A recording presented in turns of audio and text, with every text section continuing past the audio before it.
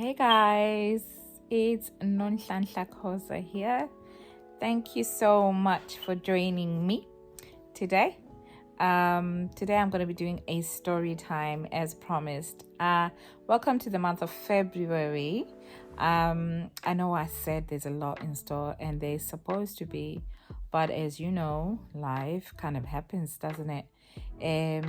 Well, I still have quite a lot in store for you. And one of the things that I'm going to be doing quite a lot this February is story time. I'm going to have maybe a few skits here and there. I'm going to have some interviews as well. We're going to fit them in 2 or 3 interviews of some interesting people that you would want to hear from. Today we're going to be doing a story time. Yes, I hope you're ready. And as you know, nothing ever works out. Nothing ever works out. I'll be trying to make things work out and it never work out. So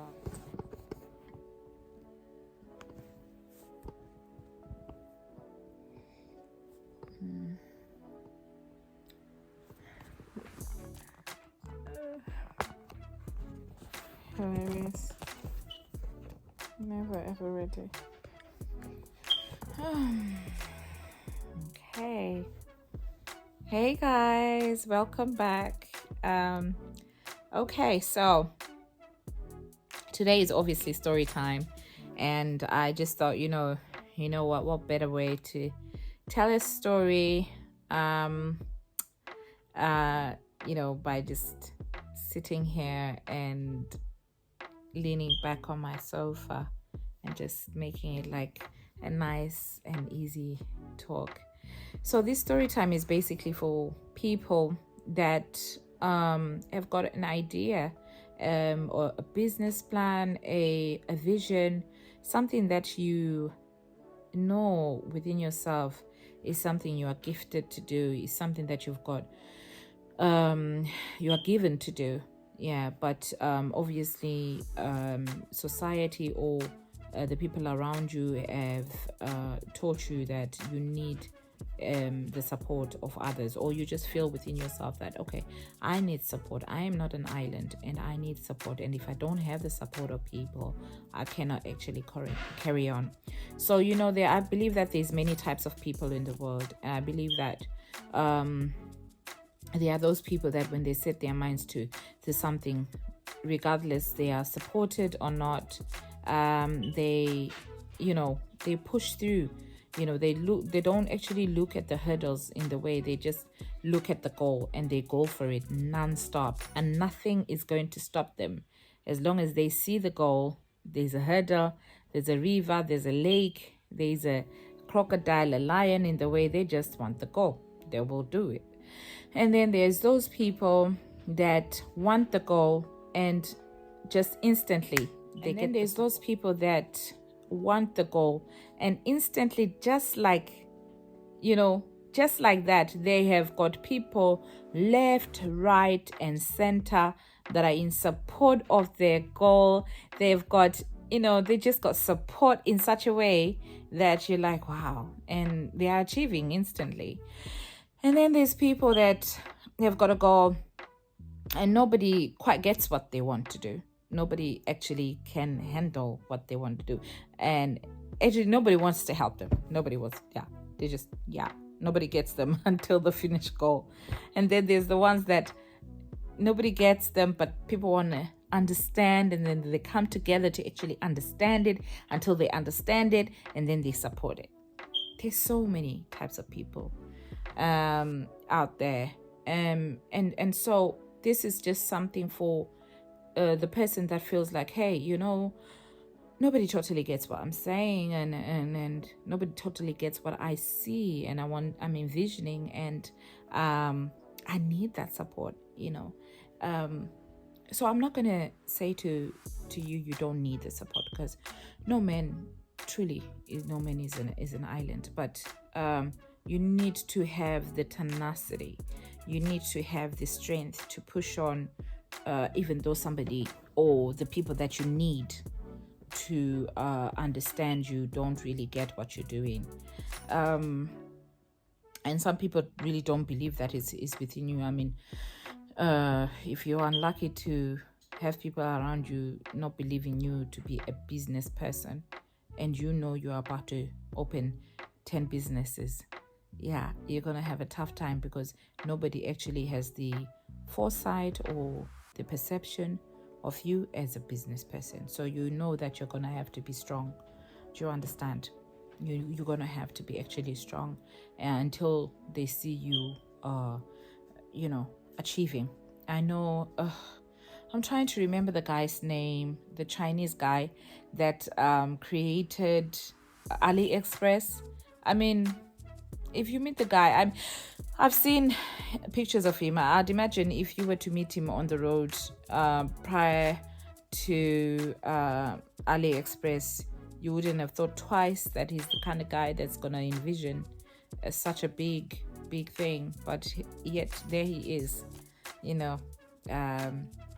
Correct me if I'm wrong, but I believe he's even been offered a very, very high number for AliExpress. Somebody wants to buy it off him, or has already bought it off him, or something like that. But this was just a regular guy, and that didn't necessarily look like a businessman. Okay, so what is my story without taking half of your day? I'm going to put a picture somewhere here, or somewhere there, somewhere. I'm gonna put a picture. This picture is gonna be of me. How old is my son? He's 13. Some 10 or so years ago. You see, I'm very and I don't say this boastfully, but I am very business minded.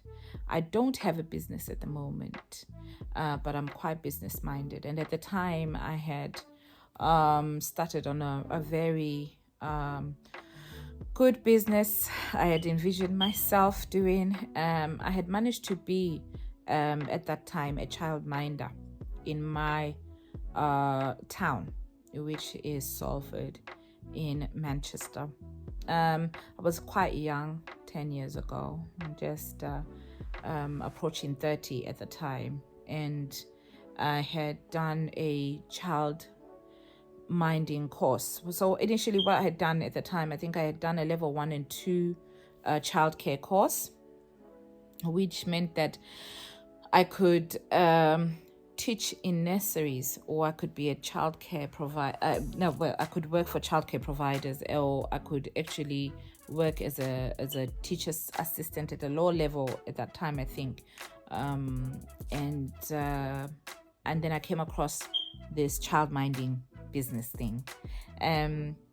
It was so quick. I mean, before you knew it, within 6 weeks, I think I was qualified to be a childminder, and I was given all this business a business box, and I was told what it meant and all that stuff. And I did my research, and my research at the time was telling me childminding per child an hour was £7, and somewhere as high as £15. Okay.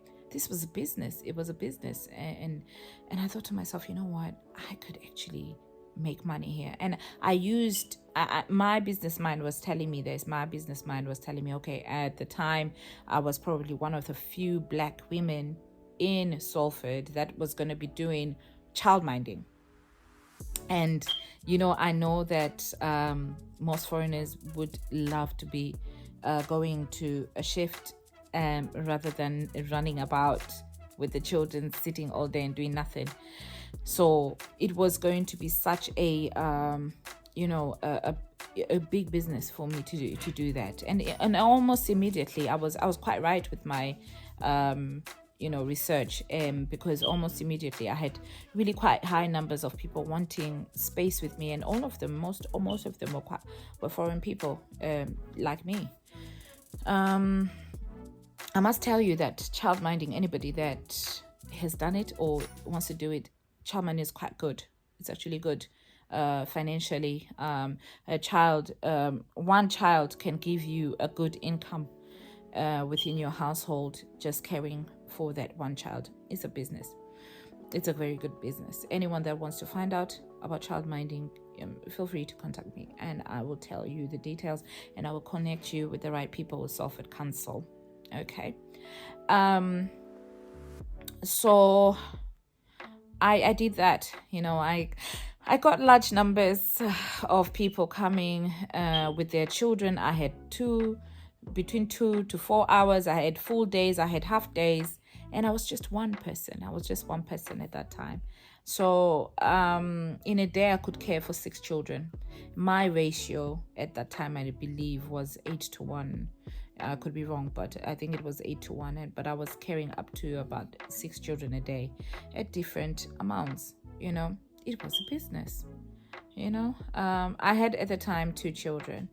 So I think that's why I had 6 children, because I had to have a ratio of 8. So plus my 2, it meant that I could have 6. That's right. So there I was with these children, minding for the children, and really good income coming in and stuff like that. And so I decided I wanted to advertise my business even more. You know what I mean? Because I wanted to, I think at the time, if I'm right, I wanted to get rid of the short hours and get 4 hours, because then what that meant was that it was more money for me. I had so many things that I wanted to do at the time. I was thinking of how to grow my business. Okay, so I went off and I printed some business cards, and I went and I printed some, I remember some of them were magnets for the fridge, and the picture that I have put there was on the business cards, and it was on the magnets for the fridge to advertise my business. Now, this is... I must be very careful saying this, because I know that some of the people that know this story would feel that maybe I'm trying to out somebody. I'm not. This is a story to help others. I'm not outing anyone here. This is something that I just want to put across to help somebody, just in case you're going through something where you feel discouraged. These were people that were close to me, people that were around me. They were in my community, and I went and I shared these business cards.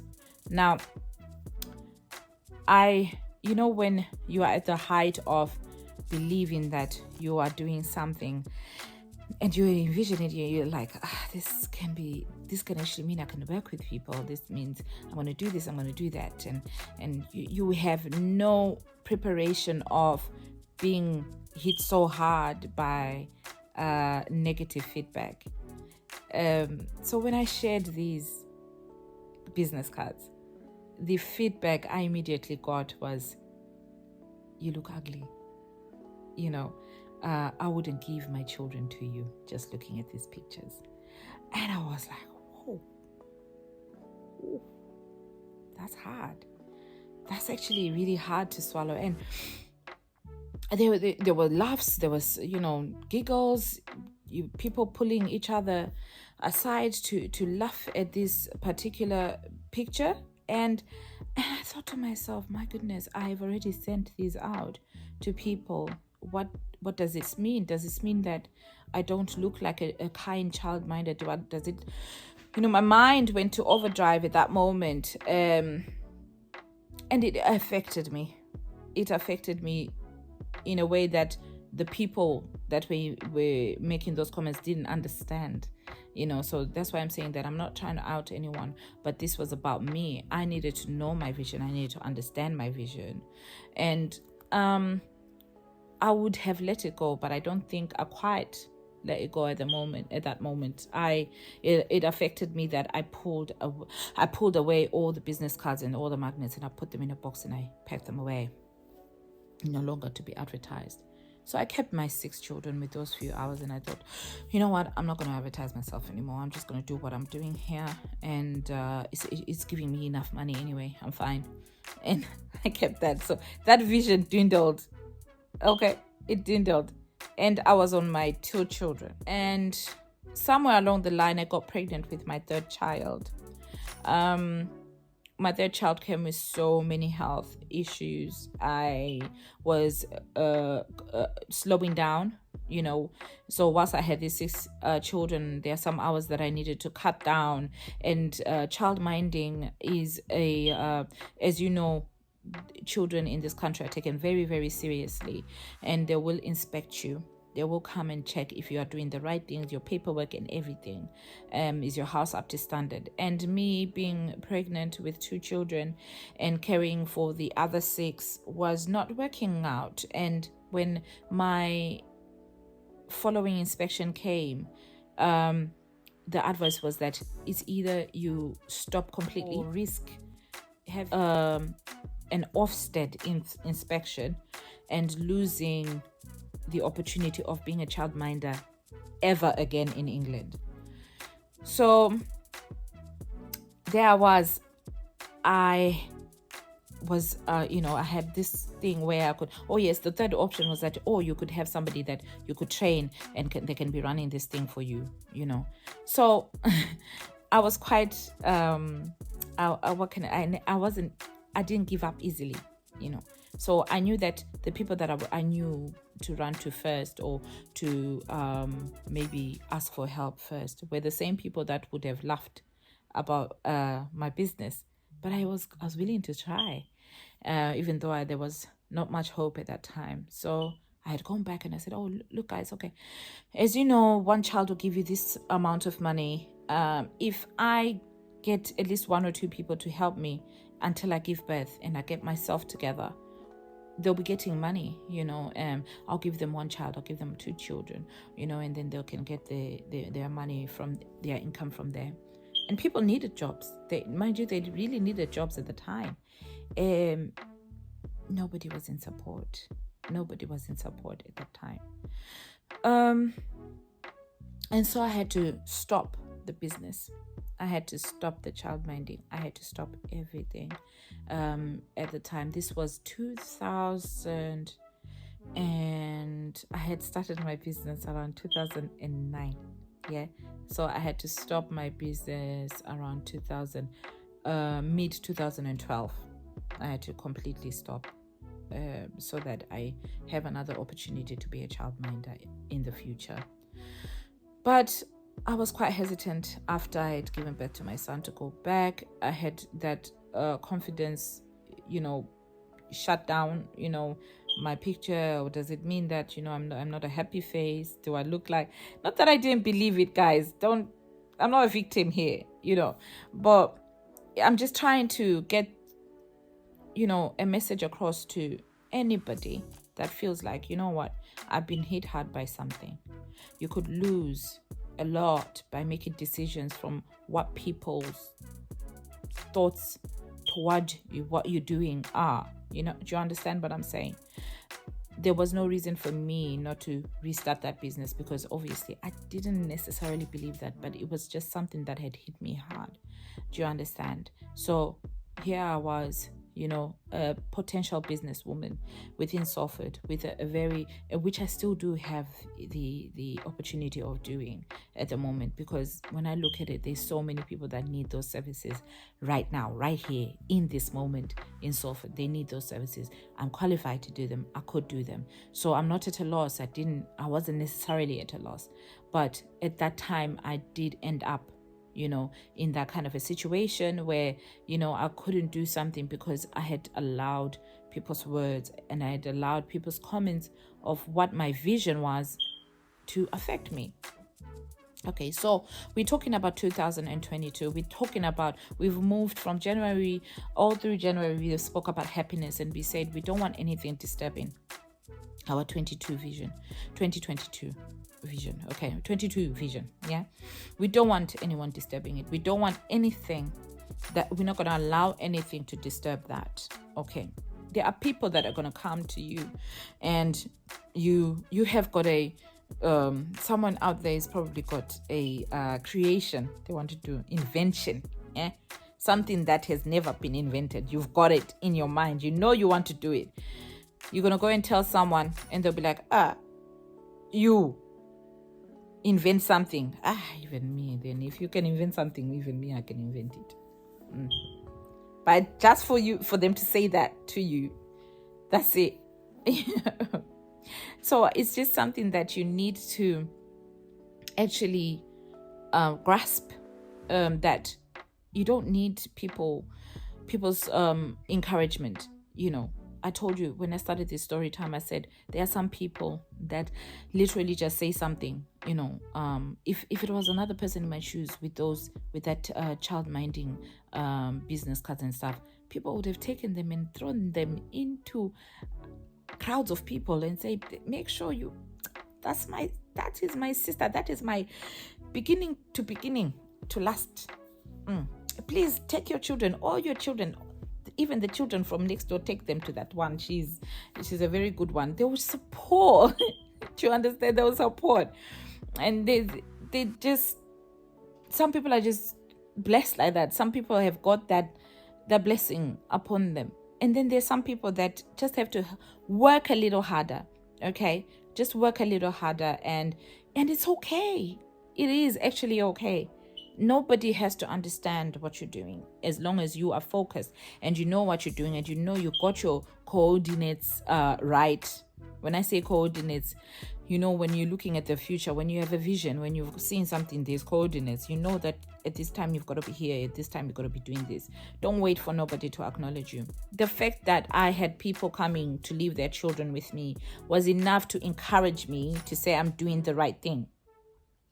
Okay, but however my mind was at that time, I felt that I needed people that were around me to acknowledge that I am a good childminder. I am,